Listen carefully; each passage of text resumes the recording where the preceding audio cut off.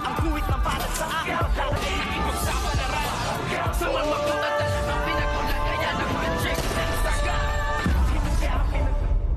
Good morning and welcome sa aking munting channel. Tuluyan na ngang nabibilog nito ngang huwad na tanggol si Mamita, at sinabi nga niya dito na hahanapin niya kung sino man ang pumatay or kumitil ng buhay nito ngang si Pablo, ngunit ang kapalit ay ang kamay nga nitong si Catherine na nais ngang maikasal dito nito nga huwad na tanggol, dahil nga yung yaman ng mga kabalyero ang kanyang hinahabol at walang kaalam-alam itong si Mamita na yaman at pera lamang ng mga kabalyero ang kanyang habol, kung kaya't gagawin daw niya ang lahat para lamang mapasa kanya itong ang kamay nitong si Catherine dahil yung yaman na kanyang hinahabol. At dito naman ay muling nakipagtunggali itong ang si Primo sa grupo nga ni Marcelo, at dito talagang makikita mo pa rin kung gaano kagaling at katikas ang mga batang Quiapo, at dito ay talagang halos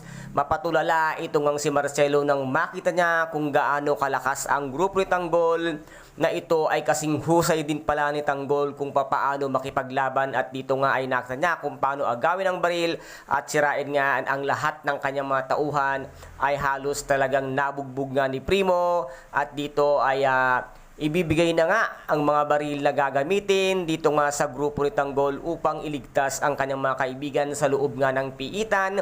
Kasama rin ang grupo nga nitong si Marcelo na sila ang tutulong para tuluyan na nga silang makatakas at mag-isang grupo para mas lalong maging malakas ang kanilang grupo. At ito nga ang gusto ni Don Facundo, ang magsanib puwersa sila, at ngayon ay malalaman na ni Don Facundo ang katotohanan kung gaano kagaling makipaglaban ang grupo nga ni Tanggol, dahil kitang-kita mismo ni Marcelo dahil siya mismo ang nakasaksi kung papaano makipaglaban ang isang Primo nakagrupo nga nitong si Tanggol. Kaya guys, ito po ang ating pakaaabangan mamaya dito nga sa tinaguri ang pambansang teleserye FPJ ang Batang Quiapo. At kung nagustuhan po ninyo ang aking videos for today, paki-subscribe na lamang po ng aking channel, paki-like and share para maging update kayo sa lahat ng gagawin kong videos. Maraming salamat po, ingat, God bless, and